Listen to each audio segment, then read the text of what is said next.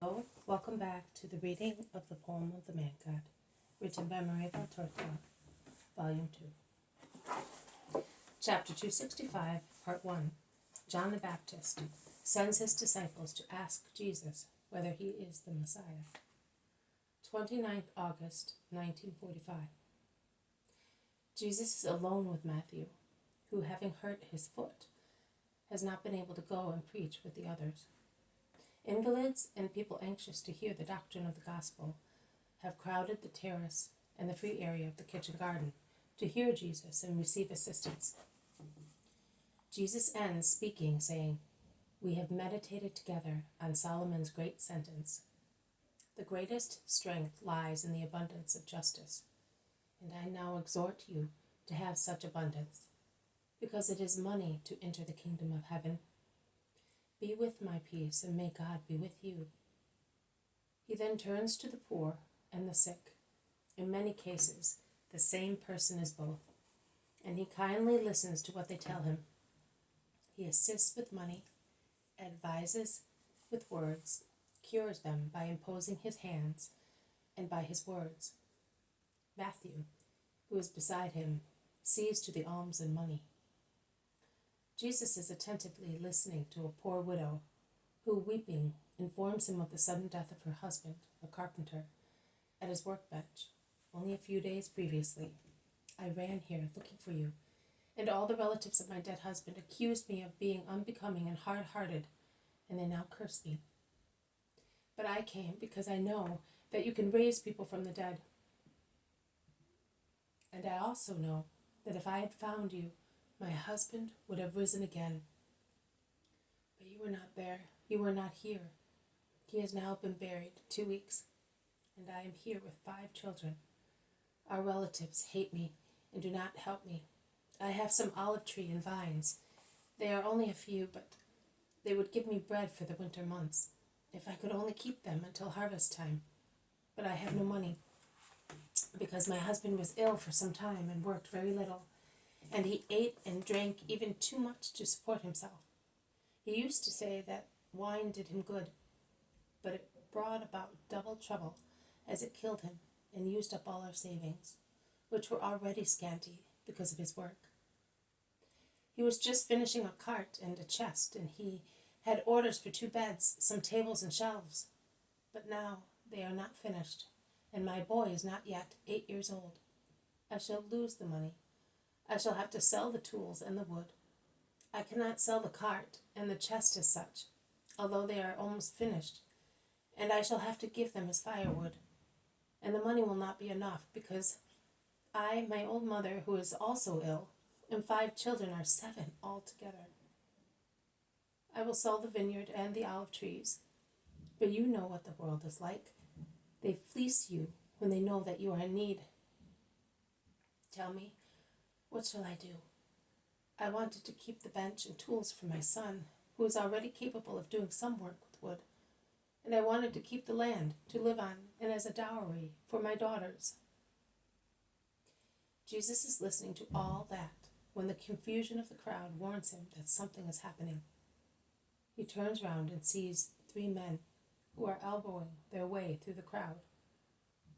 He turns round to the widow again to ask her, "Where do you live?" "At Chorazin, near the road to the warm fountain, a low house between 2 fig trees." "Very well. I will come and finish the cart and the chest, and you will sell them to those who order them. Wait for me tomorrow at dawn." "What? You are going to work for me?" The woman is choking with amazement. "I will resume my work and bring you peace. And in the meantime, I will give a lesson on charity to the heartless people of Chorazin. Yes, they have no hearts. If only old Isaac were there, he would not have let me die of starvation, but he has gone back to Abraham. Do not weep. Do not worry. Here is what you need for today. I will come tomorrow. Go in peace." The woman stoops to kiss his tunic, and she is somewhat relieved when she goes away. "3 times, Holy Master, may I greet you?" asks one of the 3 men who have just arrived and have stopped respectfully behind Jesus. waiting for him to dismiss the woman, and have thus heard Jesus' promise. The man who has greeted Jesus is Manaen. Jesus turns around and, smiling, says, "Peace to you, Manaen.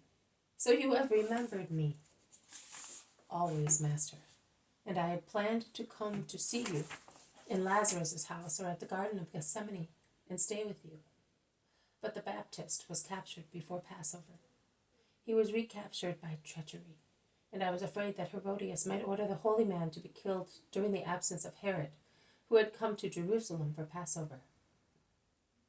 She refused to go to Zion for the festivity, saying that she was not well. It is true, she was ill of hatred and lust. I was at Machaerus to control the situation and check the wicked woman who is capable of killing with her own hand. And she does not do so because she is afraid of losing Herod's favor, who, either because he is afraid or he is convinced, defends John, confining his action to keeping him in prison. Herodias has now escaped from the oppressing heat at Machaerus, and she has gone to a castle of her own property. So I came with these friends of mine and disciples of John. He sent them that they may ask you some questions, and I joined them.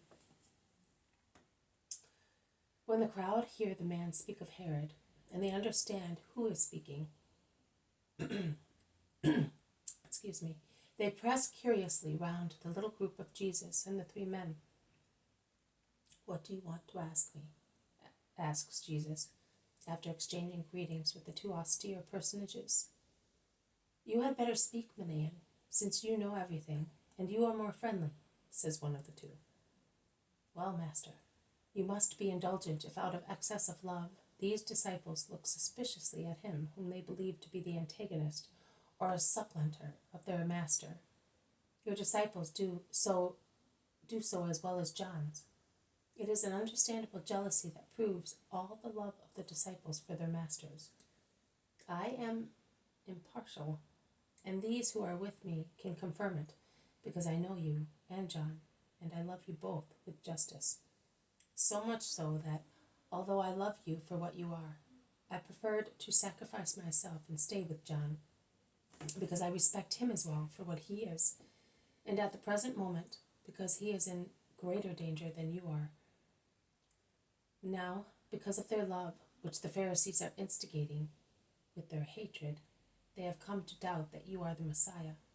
And they told John, thinking that they would fill him with joy by saying, 'As far as we are concerned, you are the Messiah. There cannot be anyone holier than you are.'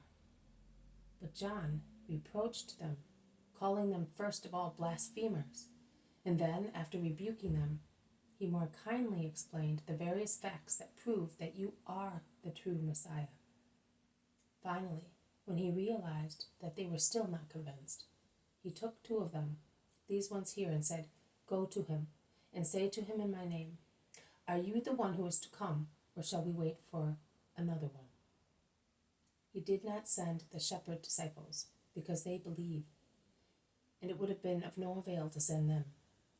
But he chose amongst those who are doubtful to let them approach you, so that their word may dispel the doubts of their companions. I brought them here so that I could see you as well. That is all. I beg you to dispel their doubt." This has been a reading from the poem of the Man God, written by Maria Valtorta, Volume 2, Chapter 265, Part 1. John the Baptist sends his disciples to ask Jesus whether he is the Messiah. Thank you for listening. I will see you tomorrow. May God bless you, and may peace be with you.